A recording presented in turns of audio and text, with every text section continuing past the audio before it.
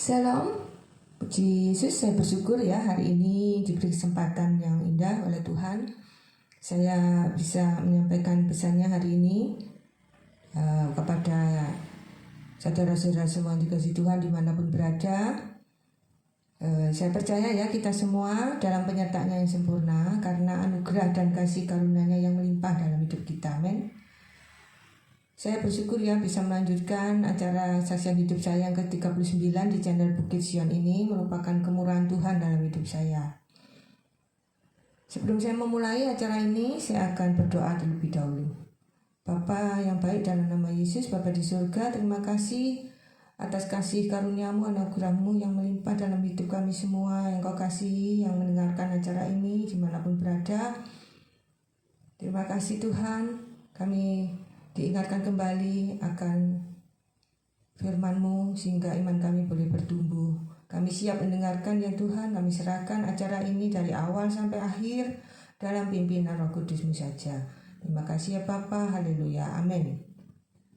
Di kesempatan yang indah ini saya akan membahas dua tema. Yang pertama yaitu pesan Tuhan melalui kitab Filipi, dan yang kedua yaitu perubahan besar dalam hidup kita yang sesuai dengan tuntunan Tuhan Yesus. Yang saya bahas tema yang pertama terlebih dahulu. Saya baca dari kitab Rainbow ya. Kita akan belajar lebih dalam ya tentang kitab Filipi ini. Ada pesan Tuhan yang harus kita perhatikan dalam kitab Filipi ini. Penulis yaitu Rasul Paulus. Waktu penulisan antara tahun 60 dan 62 Masehi. Judul kitab dinamai sesuai kepada siapa surat ini ditujukan. Titik 2 ya. Jemaat di Filipi. Latar belakang, tidak ada cukup banyak orang Yahudi untuk mendirikan sebuah sinagog di kota Filipi, Makedonia ketika Paulus tiba dalam perjalanan penginjilannya yang kedua.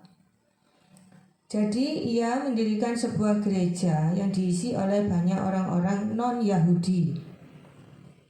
Orang-orang percaya di sini mempunyai tempat yang khusus di hati Paulus karena bantuan keuangan yang diberikan dengan tanpa diminta untuk pelayanan penginjilannya dalam beberapa kesempatan. Epafroditus menjadi sakit keras setelah membawa pemberian yang paling akhir dari jemaat di Filipi kepada Paulus. Setelah kesembuhannya, Paulus mengirimkan surat ini melalui Epafroditus kepada orang-orang Filipi sebagai ucapan terima kasih pribadi dan untuk memperkuat akar mereka di dalam Kristus. Filipi bersama-sama dengan Efesus, Kolose, dan Filemon merupakan salah satu dari tanda petik surat-surat penjara Paulus.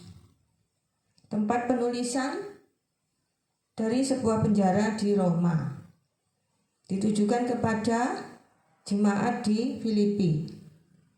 Isi surat yang hangat dan penuh kasih sayang dari Paulus ini memuji orang-orang Filipi atas iman dan dukungan mereka. Ia menasihati mereka untuk memusatkan hidup mereka dalam Kristus dan merasa puas dalam segala keadaan. Paulus hanya memiliki sedikit kesempatan untuk menjawab masalah-masalah di dalam gereja meskipun dua orang wanita yang sedang bertengkar yaitu Euodia dan Sintike dinasihati untuk menyelesaikan perbedaan di antara mereka. Kurung pasal 4. Paulus menetapkan tujuan yang paling mulia di hadapan mereka, titik 2, untuk hidup dalam kesatuan ilahi dan kasih, menjadi kuat di dalam doa dan menjadi penuh sukacita, mengikuti teladan juru selamat mereka yaitu Yesus Kristus. Kata kunci, tanda petik Injil, koma ya, tanda petik lagi, sukacita. Paulus membagikan pentingnya tanda petik Injil dalam hubungannya dengan Allah, seperti juga dengan orang lain. Dan petik lagi, sukacita yang berlimpah-limpah yang Paulus miliki juga tersedia bagi semua orang Kristen, terlepas dari keadaan apapun yang mereka alami, melalui perjalanan akrab bersama Tuhan dan hidup di bawah kasih gerejanya. Tema, orang yang mudah menyerah tidak pernah menang. Seorang pemenang tidak pernah menyerah. Apa yang ada dalam pikiran kita akan muncul dalam tindakan kita. Allah tidak pernah gagal. Sukacita yang tidak pernah habis datang hanya dari sebuah hubungan dengan Yesus Kristus. Saya ulang ya, karena ini poin penting. Sukacita yang tidak pernah habis datang hanya dari sebuah hubungan dengan Yesus Kristus. Orang-orang Kristen juga memiliki masalah, tetapi Kristus merupakan kuasa untuk mengatasinya. Kita tidak punya dasar apapun untuk menyombongkan diri kecuali dalam teladan kita yang sempurna, yaitu Yesus Kristus. Amin. Demikianlah ya pesan Tuhan melalui kitab kitab Filipi. Kita lanjutkan dengan tema yang kedua, yaitu perubahan besar dalam hidup kita ya, sesuai dengan tuntunan Tuhan Yesus. Perubahan hidup kita ya, itu harus sesuai dengan tuntunan Roh Kudus. Kita tidak bisa berubah sendiri, karepe dhewe gitu ya bahasa Jawanya. Jadi perubahan dalam hidup kita itu harus sesuai dengan tuntunan Roh Kudus. Ya, jangan merasa aku bisa merubah hidupku sendiri dengan baik tanpa pimpinan Roh Kudus. Kita tidak mungkin bisa ya melakukan perubahan-perubahan yang besar dalam hidup kita ya tanpa tuntunan Roh Kudus. Dalam hidup sehari-hari ya, kita sering ya merasa seperti hidup kita itu begini-begini saja ya, tidak ada perubahan yang berarti. Itu salah ya, karena perubahan-perubahan dalam hidup kita itu berarti kalau sesuai dengan tuntunan Roh Kudus ya, pasti berarti, karena perubahan-perubahan itu perlu untuk kita makin dewasa rohani ya.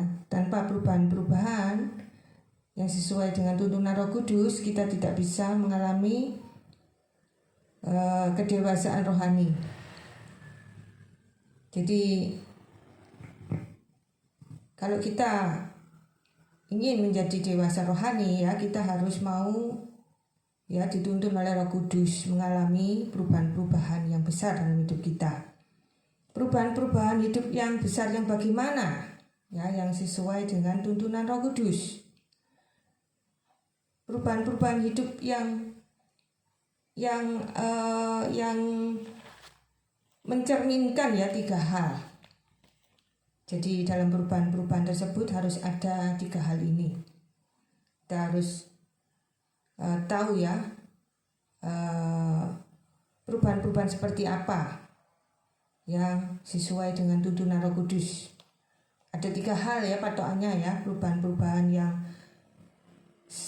sesuai dengan tuntunan Roh Kudus, supaya kita menjadi serupa dengan Tuhan Yesus. Kalau kita tidak pernah mengalami perubahan-perubahan yang sesuai dengan tuntunan Roh Kudus, kita tidak mungkin dewasa rohani dan kita tidak mungkin serupa dengan Tuhan Yesus. Oleh sebab itu ya, kita harus menyerahkan ya perubahan-perubahan dalam hidup kita itu sepenuhnya dalam pimpinan Roh Kudus. Ada 3 hal ya yang harus kita perhatikan dalam perubahan-perubahan dalam hidup kita. Yang pertama yaitu bahasa Inggris ya ini ya. Yang pertama yaitu the same nature, atau kita itu diberi kuasa ilahi, kuasa yang hebat ya. Kuasanya Tuhan Yesus yang hebat itu diberikan pada kita, sehingga kita mengalami perubahan-perubahan yang besar, karena kuasa yang hebat yang dari Tuhan itu diberikan pada kita juga. Amin. Ya, itulah ya yang harus kita mengerti. Jadi kita harus percaya ya bahwa kuasa Tuhan Yesus itu ya diberikan pada kita atas perkenanannya, atas kehendaknya ya. Jadi kita beroleh ya kuasa dari Tuhan Yesus, itu suatu anugerah yang harus kita syukuri. Itu dapat kita lihat di 2 Petrus 1 ayat 4. Mari kita baca pertama bersama-sama ya, 2 Petrus 1 ayat 4. Saya bacakan ya. Dengan jalan itu, ia huruf besar ya, ia telah menganugerahkan kepada kita janji-janji yang berharga dan sangat besar, supaya olehnya kamu boleh mengambil bagian dalam kodrat ilahi dan luput dari hawa nafsu duniawi yang membinasakan dunia. Saya ulang ya.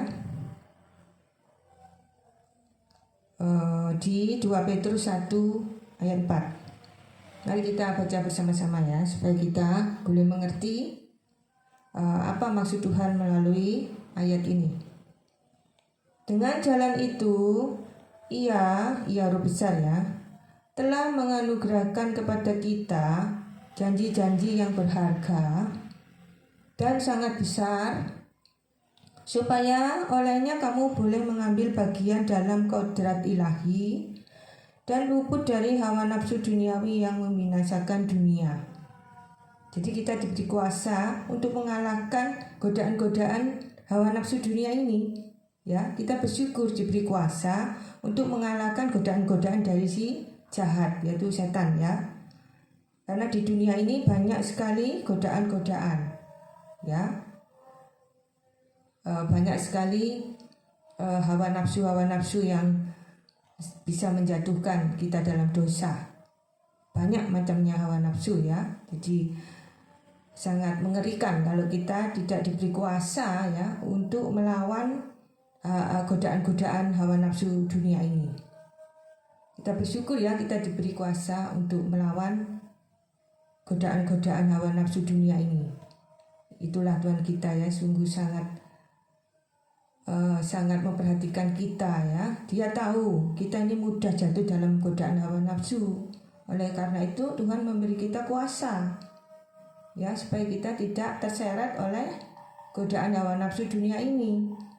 Ya, sungguh Tuhan Yesus itu memperhatikan kita mulai dari hal-hal terkecil sekalipun. Tuhan itu sudah tahu ya, sudah di-set dari awal, itu sudah untuk kebaikan kita. Luar biasa ya, Tuhan sudah memikirkan sebelum kita dijadikan, itu Tuhan sudah memberi kita yang terbaik, merancangkan sesuatu yang terbaik sebelum kita lahir di dunia ini ya. Sejak kita dalam kandungan ibu kita, itu Tuhan sudah merencanakan yang baik loh untuk kita ya. Kita bisa belajar dari tema hari ini. Yang selanjutnya yaitu di Matius 17 ayat 20. Mari kita buka bersama-sama. Matius 17 ayat 20. Saya bacakan ya.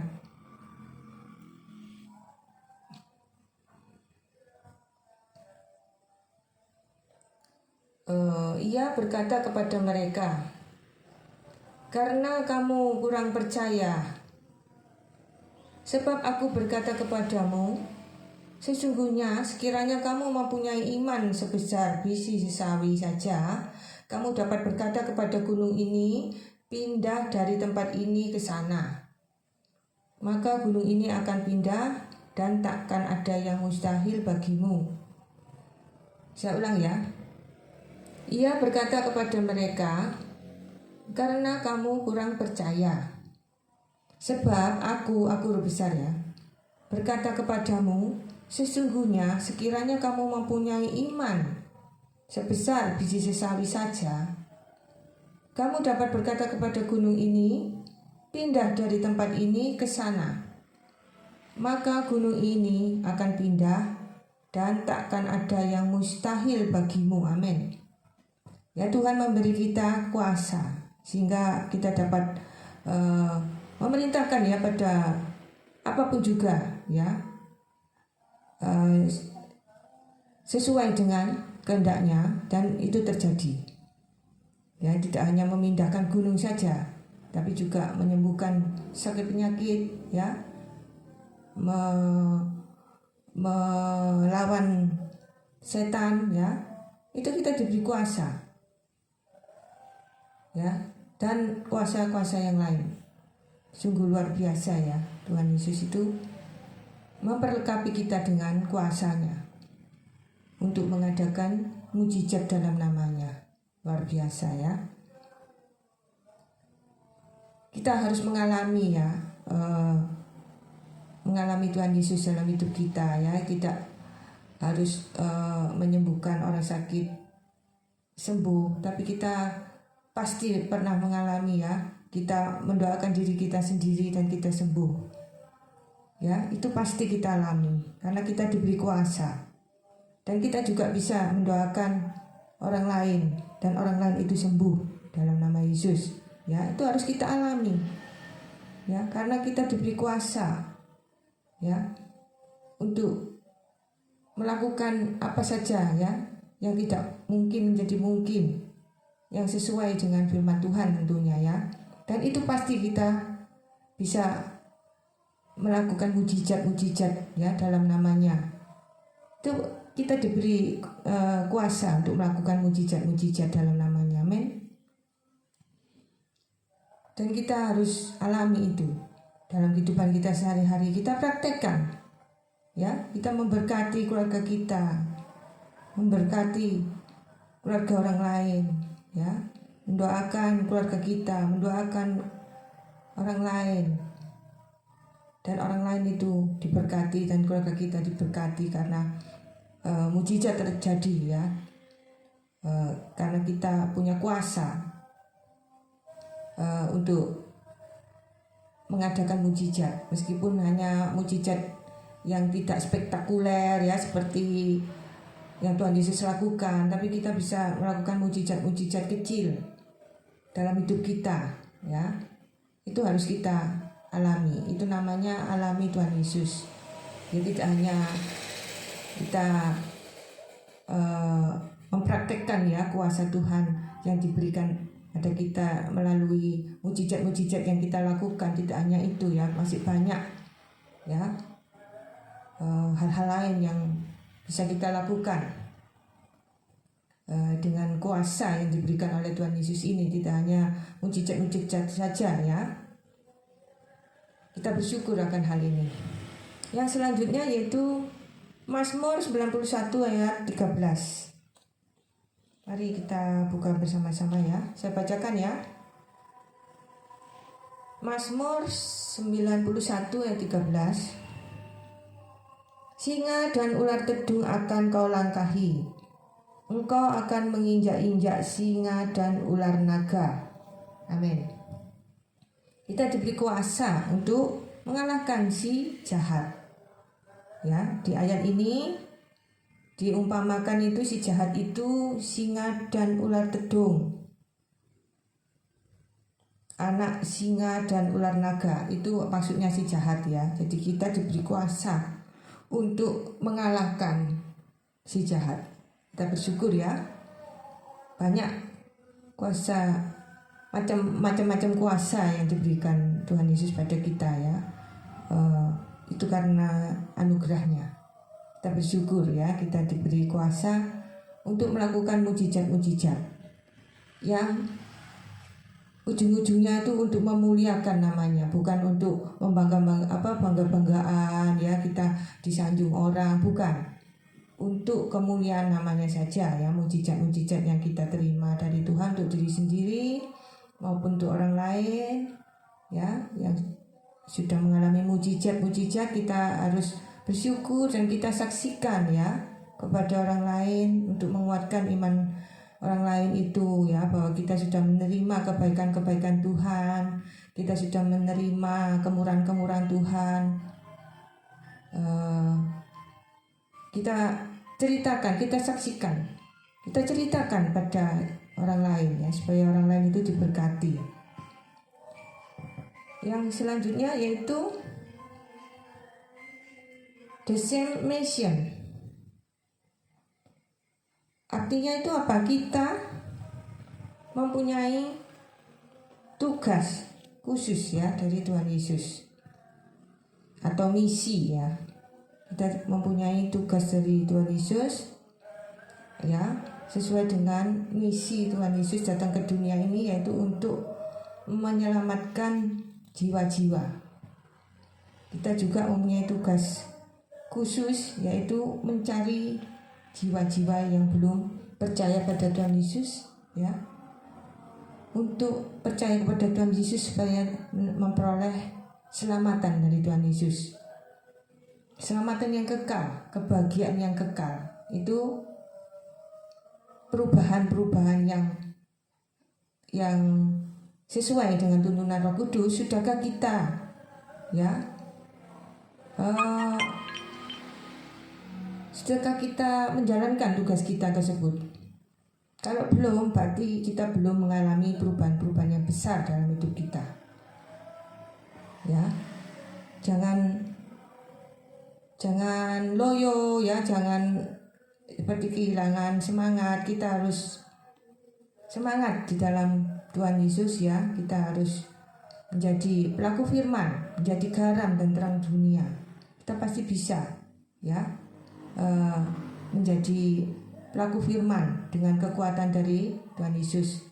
Kita diberi kekuatan ya untuk menjadi pelaku firman, untuk menjadi saluran berkat bagi orang lain, untuk menjadi terang dan garam dunia, untuk menjangkau jiwa-jiwa di luar sana yang masih dalam kegelapan ya. Kita selamatkan mereka ya, supaya tidak hanya kita saja yang diselamatkan, tapi kita juga mempunyai tugas ya untuk menyelamatkan orang-orang yang belum percaya Tuhan Yesus. Amin.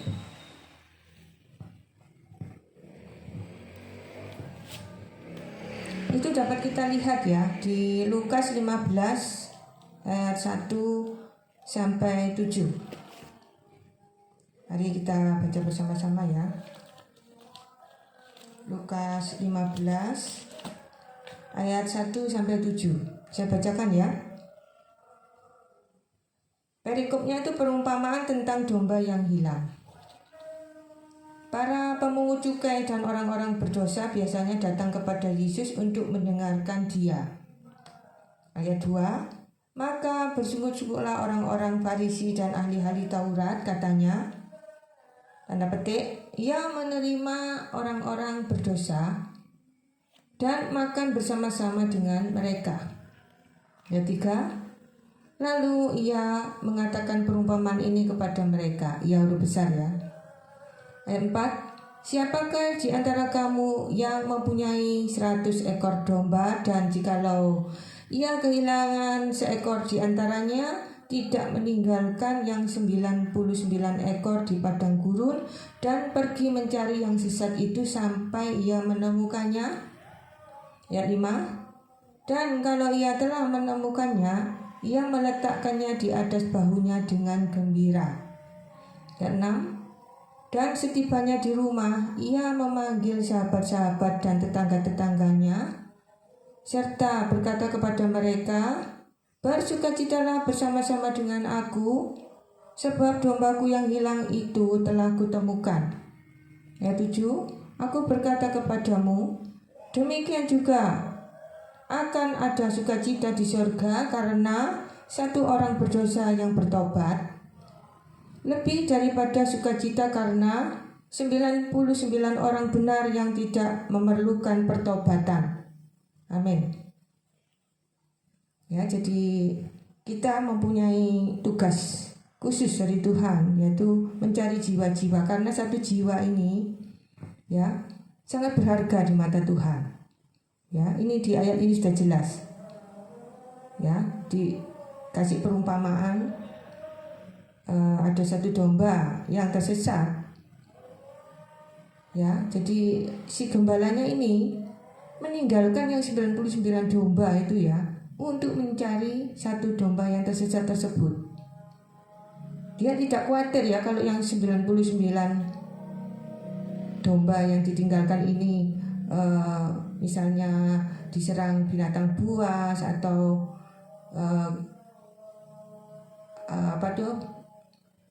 ada hal-hal yang tidak baik ya dengan yang 99 domba yang ditinggal ini, tapi dia mementingkan yang satu domba yang tersesat ini.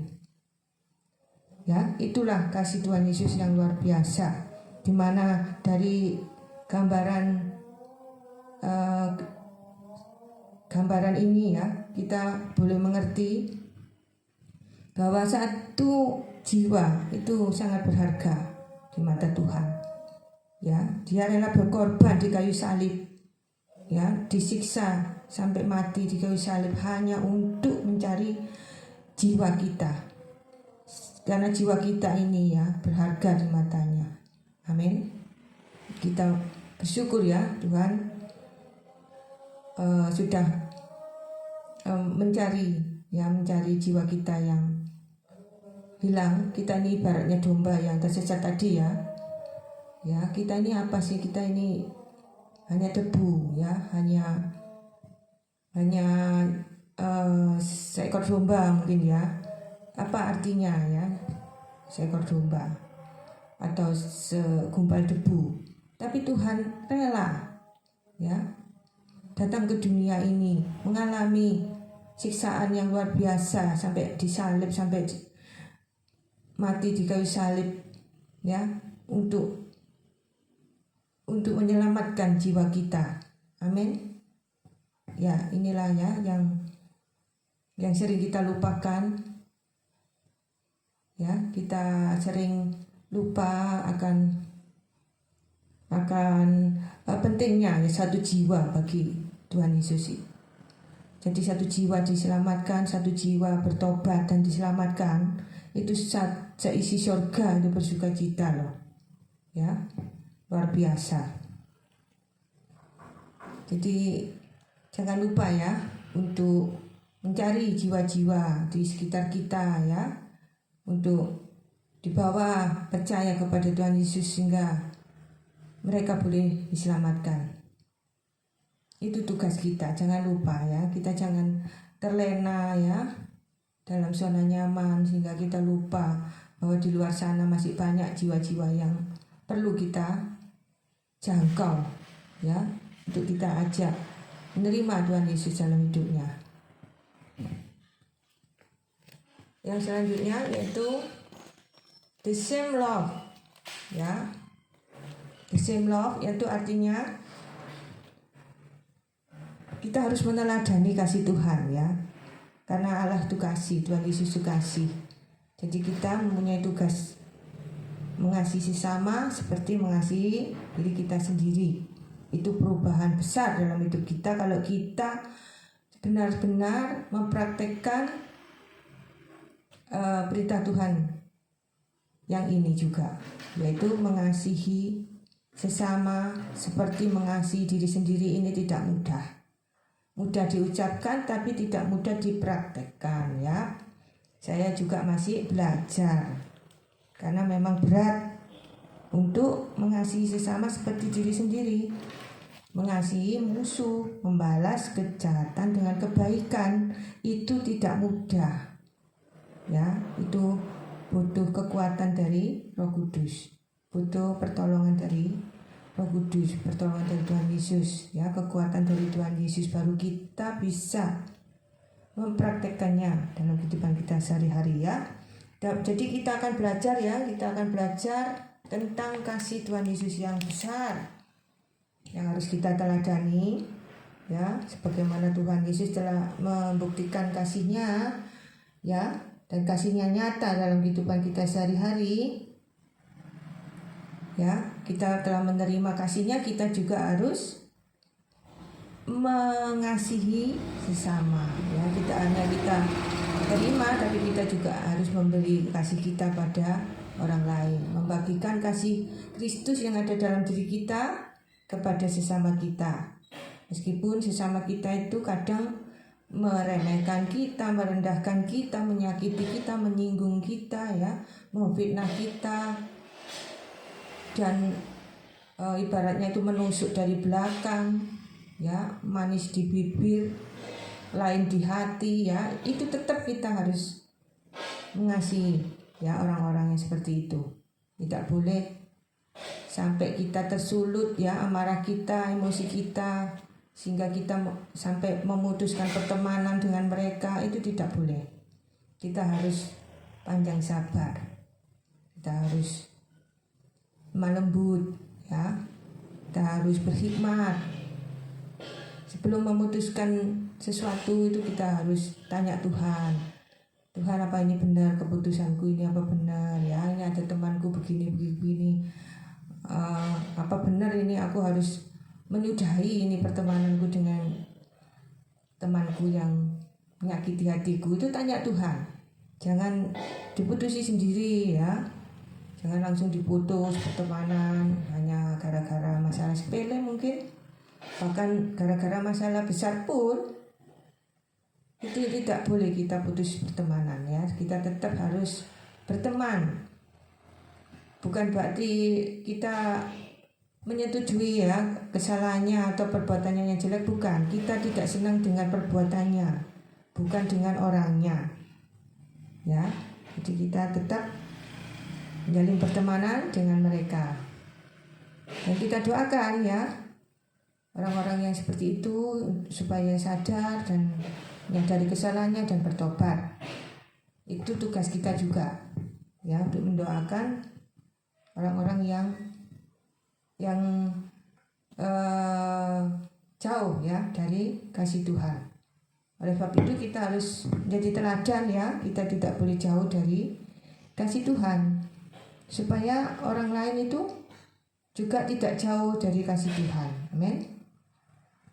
Bagaimana orang bisa ya mendekat pada Tuhan Yesus kalau kita jauh dari Tuhan Yesus? Bagaimana mungkin? Kita ini kan teladan ya, kita ini kan pelaku firman. Jadi orang boleh melihat ya perilaku kita, sikap perbuatan kita itu mencerminkan ya karakter Tuhan Yesus. Jadi orang boleh percaya pada Tuhan Yesus, melihat Tuhan Yesus ada dalam hidup kita. Amin. Ya, jadi itulah yang Tuhan ingin ingatkan ya, supaya kita selalu mengalami perubahan-perubahan besar dalam hidup kita ya, yang sesuai dengan tuntunan Roh Kudus, di mana ketiga hal ini tadi ya harus ada ya dalam perubahan dalam hidup kita. Yang pertama tadi ya, perubahan-perubahan hidup kita itu harus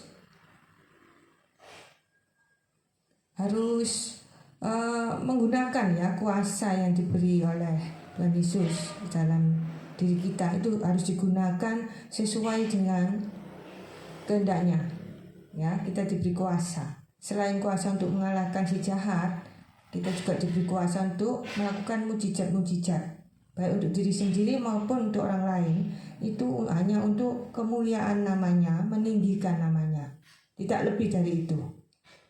Yang kedua, perubahan-perubahan dalam hidup kita itu harus ada kesamaan misi ya dengan misi Tuhan Yesus. Kita harus ingat ya bahwa misi Tuhan Yesus itu mencari jiwa-jiwa, menyelamatkan jiwa manusia yang berdosa ya.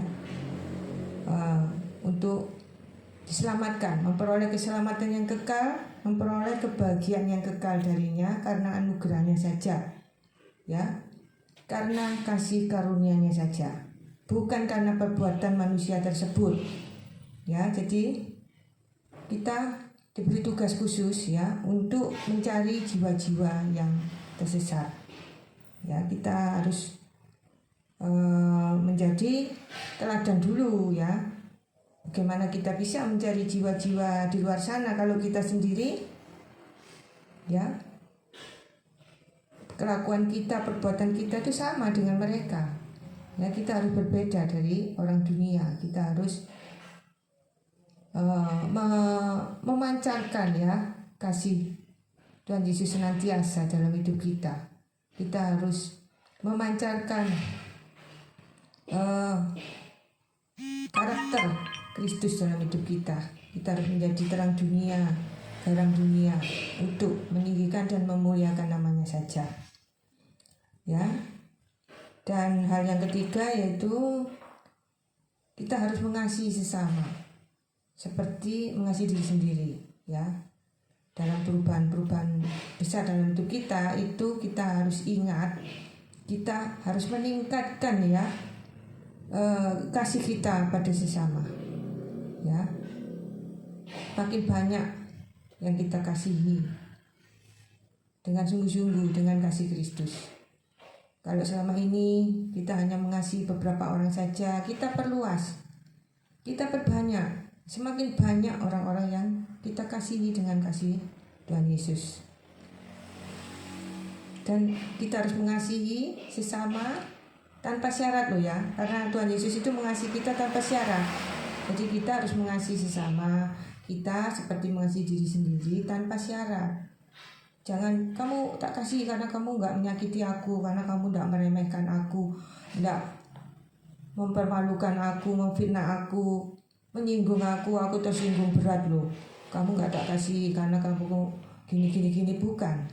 Ya, meskipun teman kita tuh menyinggung kita, merendahkan kita, menyakiti kita, kita tetap mengasihi teman kita itu, karena kita mengasihi teman itu tanpa syarat. Ya, tidak harus teman kita itu baik terus, kamu setia ya aku terus, kamu menyenangkan hatiku terus, aku mengasihi kamu. Kalau kamu jahat baik aku ya jahat baik kamu. Itu orang dunia seperti itu, ya. Membalas kejahatan dengan kejahatan itu tidak boleh. Ya, itulah pesan Tuhan hari ini. Saya akhiri sampai di sini. Terima kasih, ya, sudah mengikuti acara ini dari awal sampai akhir. Sampai ketemu di acara selanjutnya. Dan Yesus memberkati kita semua. Shalom.